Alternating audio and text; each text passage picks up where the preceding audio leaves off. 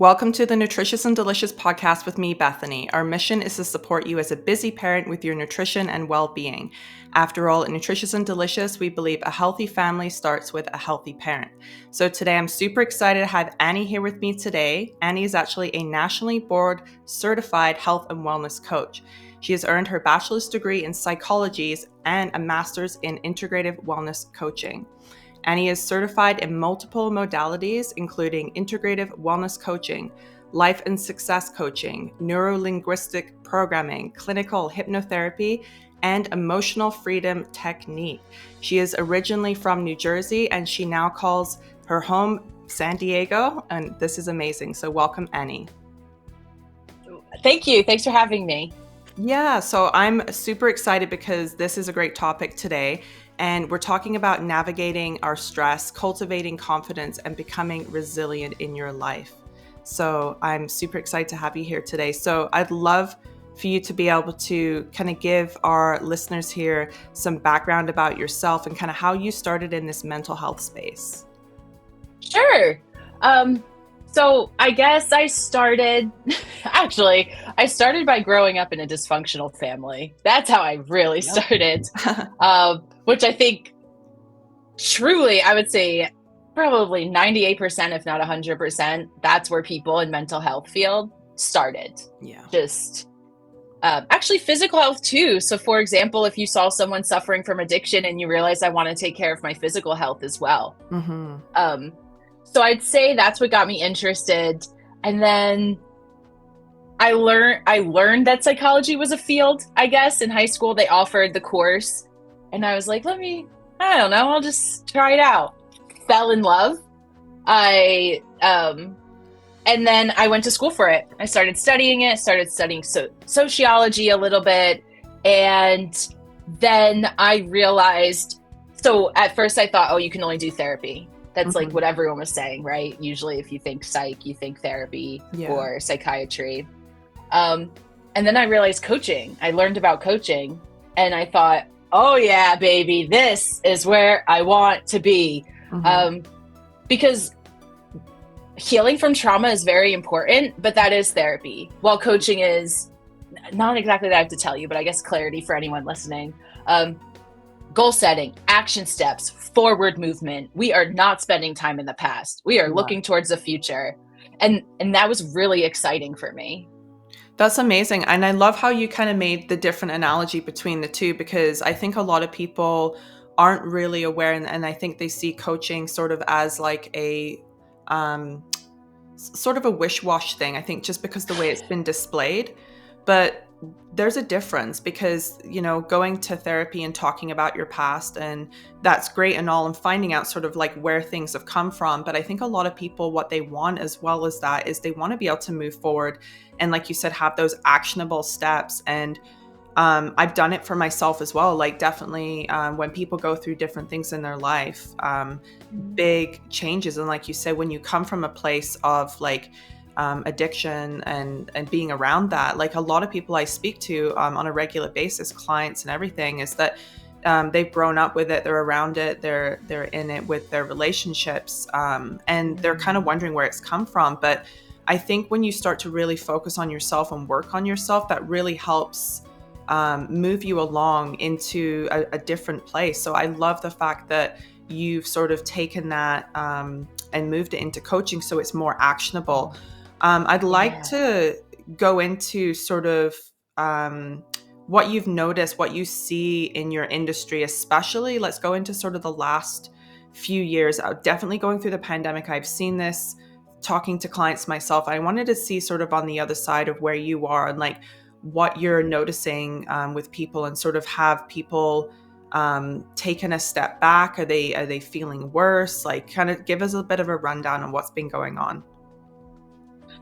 Yeah, I mean, you hit the nail on the head. It got worse. So people would come to me and be like, hey, Annie, I was struggling a bit before, but I was managing, right? Like getting by.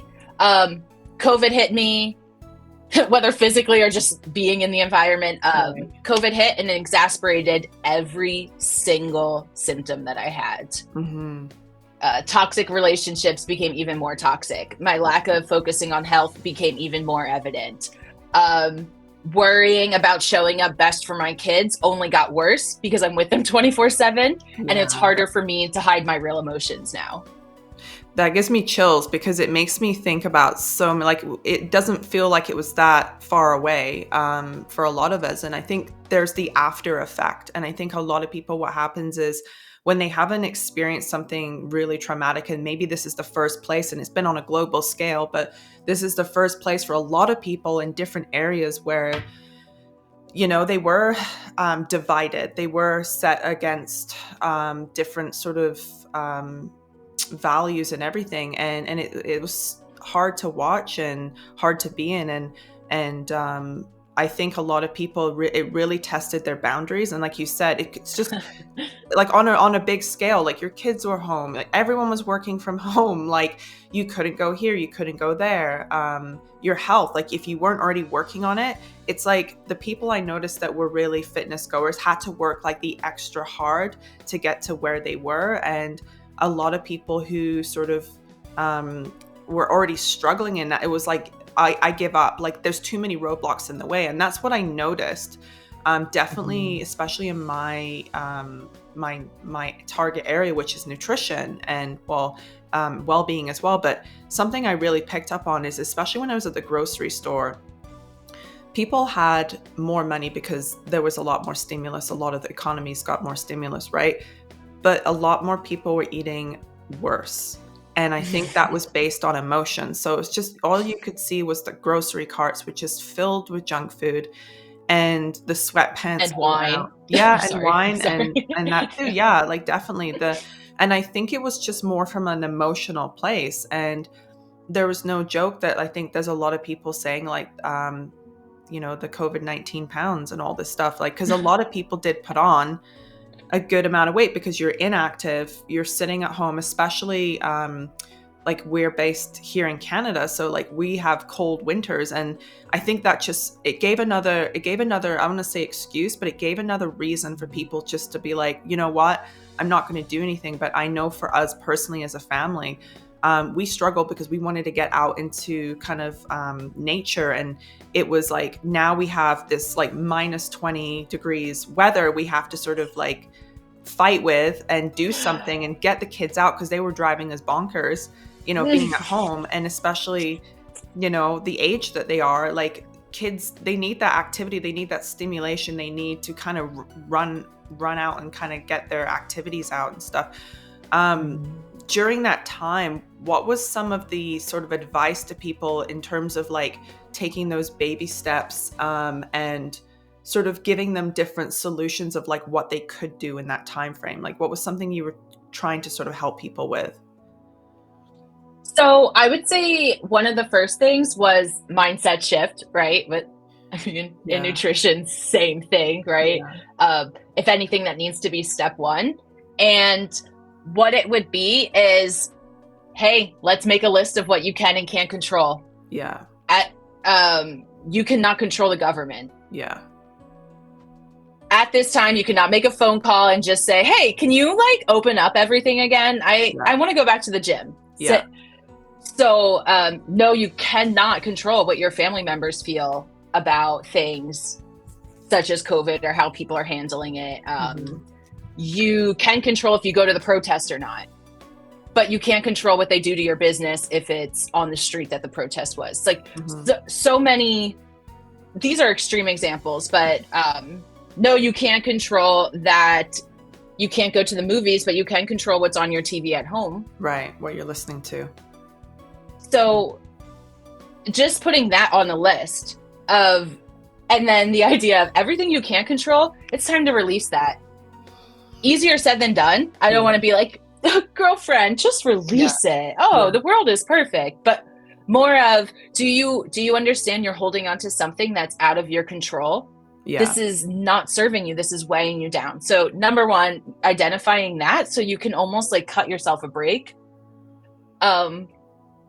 What was the original question? I feel so silly now. Well, no, like as you're saying that, I can definitely relate too. Like, I think for me, there was a ton of noise. Like, there was a ton of noise for everybody going on, like, in every different direction. And I think it was like what you said, the control issue of like understanding like what we can control, what we can't Mhm. control. And on such a big level, there's so many things going on. And I think a lot of us struggled sort of with like, well, this is so out of my control. I can't change any of these things, like people affected in business, their kids, like family relationships, like your health, everything. But again, within your realm, what could you control? I know for myself, I had to start working out at home. It wasn't as good as I normally would do, but I basically just found YouTube videos and still kept my kids eating like really healthy and things like that.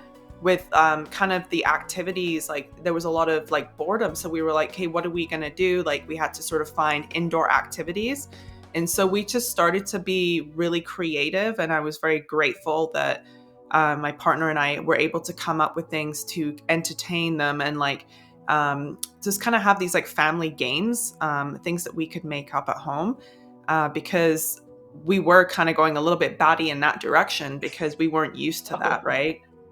And it made me laugh sort of in terms of like the funny videos and the memes that came out with everything. And people trying to work from home and their kids just like coming in, and they're on these really important calls, but that was just life. And I think just looking at it, you kind of have to let those things go, because we're trying to, as adults, I guess, strive for this perfection in a world that we couldn't be perfect in, right? And Mhm. I'm sure a lot of people who were very anxious, perfectionism, and struggling with that control, you probably saw that magnitude hugely.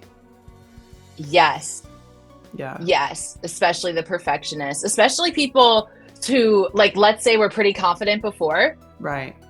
not narcissism, but like pretty confident, and Yeah. then we're laid off. And all they did was identify themselves by their job, Right. especially if they didn't have kids, right? Like they didn't identify as mom, they Yeah. identified as potentially a partner, but a lawyer. Right. Or um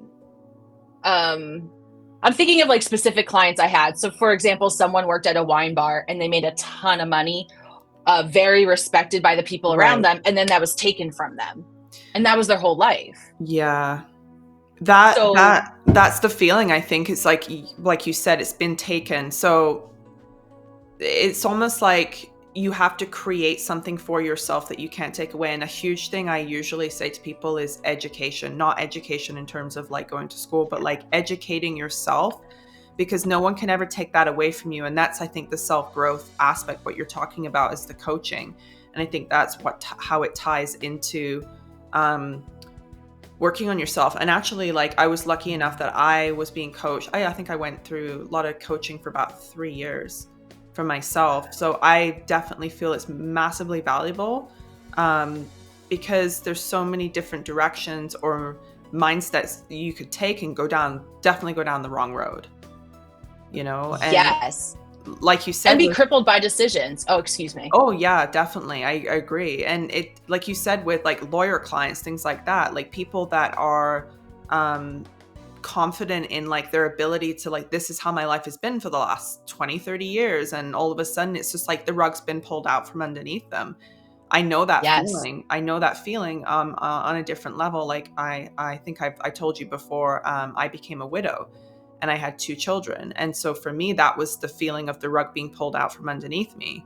So, and that was in 2018 for myself. So going into the pandemic, I'd already experienced that sensation. So I already knew kind of how to like adjust myself and pivot. Mm. Whereas I think this was the first time for a lot of people. And I think the stress is what caused people to overeat, like, feeling of not wanting to exercise, and the confidence, like you said, it goes down. And that's really what we're talking about. And how do we kind of become resilient in that aspect? So what are some things that you're kind of coaching and teaching to your clients to sort of help them become more resilient? So if they lose their job, or say they've gained 20 pounds and now they're like, well, where do I even start? Like, I don't even have the confidence to go back to the gym again. Like, what would you say to your clients?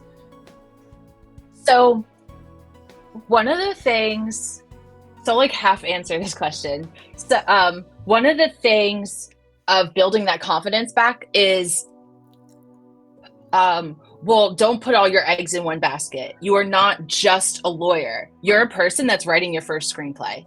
Yeah. You're the person who's now an artist at home. Like you are so much more than your profession. You're also this creative being. Right. So encouraging them to try something new. So, okay, you have all this time on your hands and maybe you're still working, right? Maybe it's not that you were laid off or lost your job. You're still working, but now you're home a lot more. You're not going out to the restaurants. What is something you've always wanted to do? Right. Even if you're bad at it. Like I've had people like in the corporate world who are like, I've always wanted to write poems, but Right. I don't want to be embarrassed. I'm like, get that notepad, write those poems. Yeah. You don't have to show it to anyone. That's also the beauty of not getting paid for something or not getting graded on it. Right. Like, and take messy action. Exactly. I wrote down just as you were saying that. So there's the feeling, I think, of failure for people where like they've tied themselves to something. I hear that in motherhood a lot, which is we have a lot of parents listening to the podcast. And I know that sensation too. When, I had my first son, I struggled with postpartum depression, and a lot of it was tied to, I think, my self-worth around being a new mom and not feeling like I was up to this like weird high standard I'd set myself up with. So I'd already set myself up with failure before I even basically had started. So I could see that definitely in the aspect of your career, because if you take your role seriously, and I did as like a new mom, it was, you tie your self-worth to that. And I could see where the depression comes in. You said trying something new and having purpose. And I think that's great for people to start with, because your whole identity isn't tied to that one thing, and it's finding other little things. So you're not kind of, like you said, throwing your eggs all in one basket and trying, like what you said, new skills, trying something maybe that you do actually like. I think a lot of people are afraid to do those things. Like you said, the poems, and like you talk to some people and they have very opposite, like kind of agendas. Like I've spoken to a few lawyers too, and they're like, oh, I love like arranging flowers and doing like arranging food. And I'm like, what? And it's like completely different from what they do. And yes, there's like this creative aspect, or there's, like something different. You know what I mean? Like, I think we sort of shun those skills or that feeling of being able to do it because we think, oh, it's not worthwhile, or I won't get paid for that, or whatever it is. Like, and I think that's where most people's passion actually is. And if it could be a stress reliever for you, I would say use it, or put it in your business. Like for me, I'm a very creative person. And when I struggle, like I usually go to that creative side, and it helps me sort of flourish in my business, because that's where my passion will start to come out. Right. And I think that's what will help you as well. So I love that. What else could you tell the listeners today to give them some more advice about sort of helping them become more resilient and kind of building on that confidence within themselves without sort of looking at something in particular? Another thing that I encourage, and I guess this is somewhat like the creativity side, is just have fun. Yeah. Be silly, especially if you're a mom. Like, a lot of times mornings are rough for moms. You're getting the kids to school, you're packing lunch, maybe you have a partner, you're getting yourself ready for the day. And if you're not, say you're a stay-at-home mom, now you're looking at the kitchen that there's a total bomb that went off. So you have to do that and then cook dinner. So how about you skip to the bathroom to brush the teeth with your kids? Make it fun. So now you're not like another battle trying to brush the teeth. Right. Sing in the morning. Have your kids sing in the morning. Have them put their clothes on backwards first. Yeah. Little silly things that just, I think what ends up happening is somewhat like anchoring on just your career. We're taking things so seriously. Oh yeah. Not everything is life or death. Most things aren't life or death. Yeah. So allow that like childlike behavior to come out. Loosen up. Especially those little things like that. So because a lot of times moms are like, Annie, I don't have time to go get my nails and hair done. I know everyone says that's self-care. I don't have time for the massage.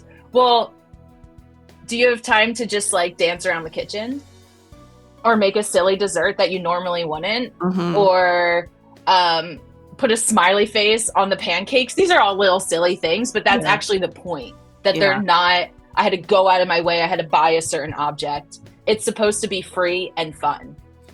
I can definitely agree with that, and I can come from personal experience because first thing you said was kids putting their clothes back to front. You don't need to help them with that. They usually come down inside out, shirts undone, all that kind of stuff. So I don't think they need help in that direction. Something I do with my kids, I find for me, my end of my day is probably the most stressful because Mm. I'm probably more tired mind wise. Like I've used my energy throughout my day. Usually by the end of the day, a lot of parents are exhausted from work. Could be relationship stress, friend stress, family stress, all that stuff too. So you're taking a lot of emotional stuff on as well. Mm. Physical aspects of like, oh, now you need to go to the grocery store, run and do all these things, drop kids off, all that kind of stuff. So you're constantly like kind of busy in your head.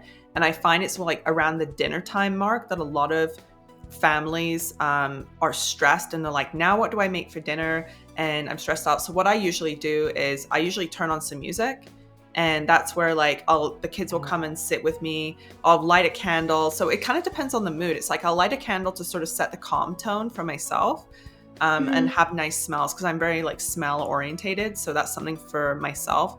And then sometimes I'll put on some like, upbeat music, or I'll put on calming music. Depends on sort of like how I want to feel. Yeah. And usually while I'm cooking dinner, if I want to keep it in a calm way, I'll ask the kids to like maybe grab, like they're doing like paintings and stuff right now, like paint by number type of thing. So they'll do that and it keeps them sort of like calmer. Or if I'm in more of a playful mode, like, yeah, I'll put the dance music on and sort of do like a funny dance and they'll just burst out laughing. Or I'll kind of make a funny joke, or, I sometimes cross my eyes and they'll laugh or something. Just So silly, yeah, right? so just stuff like that, and it it cheers them up and it cheers up my day. But there's times I think where it's gone the opposite, where you've had a stressful day, you come out of the office or you come home from work and you're just like, oh, and you like drop your stuff, and the first person that asks you something or says something, you kind of just snap. And a lot of parents are like, why do I do that? You just don't want to get yourself into the habits of doing that on a regular basis, because that's obviously going to be how you're interacting with your family. And I'm sure a lot of people don't want that, right? So I think for me, I usually try to catch myself before I sort of like exit where I'm coming from and like see, am I needing some space right now? And if I am in that mode, I've usually just said to myself, just take 5 minutes, go to the bathroom, just go close your door for a few minutes. The kids will be okay. And even when they were little. So for the parents out there telling you, I don't have the time and all this and that, I also was a single parent on my own with two little kids, and I still took the time out of my day to go work out, to eat healthy, to buy the right groceries. I still had to bring my crazy children with me, but I still got it done. And also, the big one for me was the transition of like, if I took them out for the day or if I had been doing a lot, I would take about 15 minutes to 30 minutes and just naturally go in my bedroom and like just kind of decompress. Because otherwise, what I had noticed was if I came home with them and then they now needed all these things and wanted to like ask me 100 questions, it was like my brain was just like, I'm ready to explode. So for me, it was just I needed Yes. that decompression. And then it's like as soon as I come out my bedroom, I'm better, and or I go have a shower and I'm just ready to move into the next thing, which is typically making dinner, or getting like, their homework and stuff ready, right? So Mhm. I can definitely attest to that being a mom myself. Um, but like you said, like a lot of people, they'll use excuses. Like I get it, and it's a lot harder being a single parent, whether you're a mom or a dad, to take care of yourself. But my big thing for you is, and what I had to learn the hard way myself is, and this is the whole notion behind the business, is if you're not taking care of yourself, you can't expect to have a healthy family, because you are the person that is showcasing this to your children, and you're teaching them not to look after yourself, and they're going to learn the same thing from you, and they're going to repeat the same process. So you're actually teaching them how to stay stressed out and burnt out. So that's why I usually challenge a lot of parents and say, you doing these things is actually helping them, because you're teaching the next generation, right? Yes. Definitely. That I'm sure you've said this phrases a lot of times as well, but like you can't pour from an empty cup. Yeah. It's not attainable, and a lot of people can't live like that. And like you said, there's a lot of people where they've come to you basically saying like, I'm surviving, I'm just getting above water. Like, and I think because people have been living in those places for such a long period of time, they're like, I don't have anything left. I have like literally crumbs and I'm still giving them out, right? Yes. So Yes. And as you were mentioning of the kids, like kids are little sponges. They're looking. They're seeing everything you do, say. And this is like more the psych part, but essentially what you're doing, depending on the behavior, is, and this is a little sexist, but you're teaching your son that women bend over backwards and you don't have to do any work, and you're right. teaching your daughter that you're supposed to serve people at all times, and that's what women do. They're Right. burnt out, they're a bit sassy sometimes, they don't take care of themselves anymore because they're taking care of others. You're planting that seed consciously or unconsciously. Yeah. And same for the kids, they're taking it in consciously or unconsciously, or vice versa.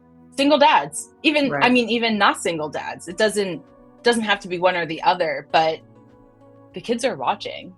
How does that show up in the counseling that you're doing with kids? Because you're doing the counseling with kids right now. So some of it is just their disruptive behavior. Okay. So the parent's burnt out.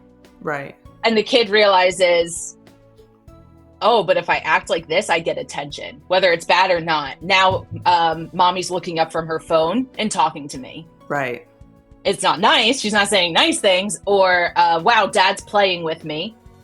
After I saw mom scream at him that she works just as hard, he needs to spend time with them. Right. He can't game.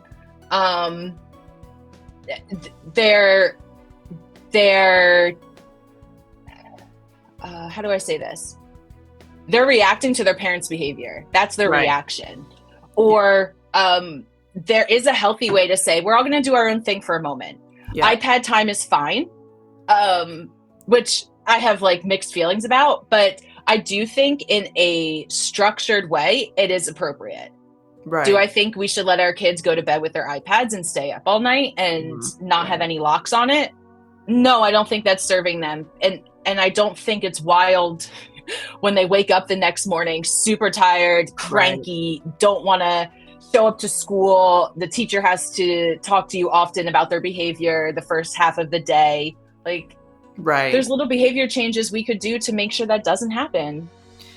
It is. And like you said, I don't think it's even the kids really genuinely thinking about how do I sort of, it's not a manipulation thing where like, how can I get mom or dad to do this? I think it's just they're used to like the steps of how to get there. And if they're used to a family dynamic of like, okay, this is what happens, like mom gets mad first or dad or whatever it is.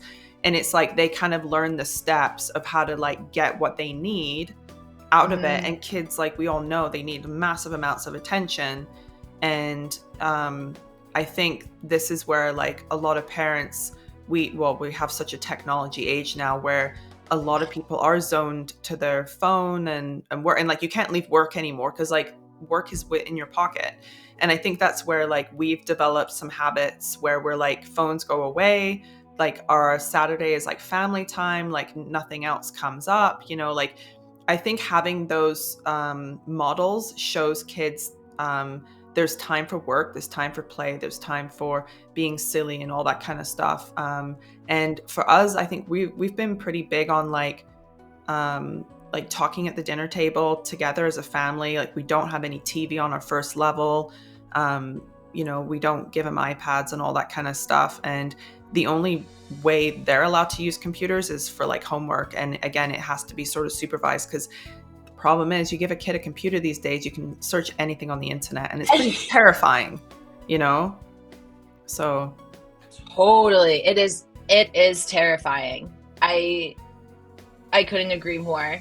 We were just discussing this. I think it was actually only a couple days ago, but we were talking about how like we didn't, like as a generation, like we didn't grow up with like even CD players. Like I remember when they came out and like we had a tape recorder and they were asking, or like a tape player and cassettes and all that. And the kids were asking us like, well, what did you guys have? I'm like, we didn't have even like the internet. Like, I remember I didn't get like a phone. Like I got like a little brick phone when I was like 14, but it was like just to text my friends or call them. And I felt so grown up, but I had to pay for the plan myself. So we're very big on, not just kind of giving them things and distracting them with that and saying like, oh, well, we're busy here, you take that. But like you said, there are times where we all need to have our own downtime. But honestly, a lot of the times it's like, go read a book. Like that's how we kind of say to them, and they love reading. So there's ways to do it.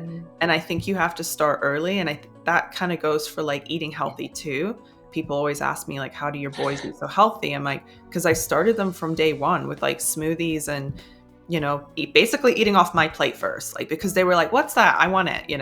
They never ate what I gave them, but they wanted what I had. So that's how I kind of introduced it to them, so that's exactly it. Yeah. I guess I have to remind parents, like, you are the parent. You're upset that you feel your kids are so entitled, but you allowed them to be entitled. And I know that might sound not that nice, but also, you're the parent. That's the beautiful thing. Yeah. They're not at the age where you can start evening out that they're equals and they're friends. They're not in their 20s, 30s, 40s, and 50s. They don't have kids yet. Right. It's you're setting the standard. Yes. Right. That's such a good way to say it. Yes. And you're setting the standard as a family. And I think that's something we're very big on, is the family values. And especially when we have people coming over and things like that, like we give people our time of day. We give quality time. Like it's not, we, say hi and kind of just go and do our own thing. Like we're very much, I think, kind of more of an older model, I think, of family values. Because it's taken away like so fast these days, I think, just with the technology and distractions of so many things out there. So, that's something why like I'm very adamant on this and teaching this to your children, not just nutrition, but all these other great things, right? Because we are going to be having generations of all this later, right? Like whatever you're teaching them now, it's going to be the future. I totally agree. And something that came up actually this morning, I was thinking about manners. Yeah. And how even manners are hard to learn, because if you're looking down at your phone all the time, texting, having a conversation, not making eye contact, that's what you're teaching kids. Yeah. Like kids don't even look up. You can run into them in the store because they're literally not looking up. Or while you're trying to have a conversation, they're texting the whole time. Yeah. But that's learned because they saw. And it's not just the parents, right? Like they're seeing it other places, but little things like, we say please or thank you. Yeah, we don't demand things. We're very big on that. And I think like the boys have probably opened doors for people, like almost to the point where I'm like, okay, like you've held the door open for like 5 people now. Thank you. Like, let's go. Come on. We need to move along. But that's great because, we want to see that like we respect our elders and, you give people the time of the day and politeness and all that kind of stuff. So, I definitely commend a lot of parents that are setting those standards and, paving the way for their children. So, but I could talk about this forever, and but I would love for our listeners to know where they can actually find you, Annie. I would say I am on social media, but I would say going right to my website, anniedelre.com, just because I don't exactly love social media. Like if I didn't have a business, I was off for, I think, 4 to 6 years. Oh, wow. But it's 2023. You kind of have to have an online presence, especially if you're working virtually. So, but I like my website. It's much more personal, I feel. Yeah, I love that. I'll actually put it in the show notes for everybody. So I appreciate you coming on here today and talking to us about all of this. So thank you so much for coming on, Annie. Thanks for having me. I had a great time. Thank you.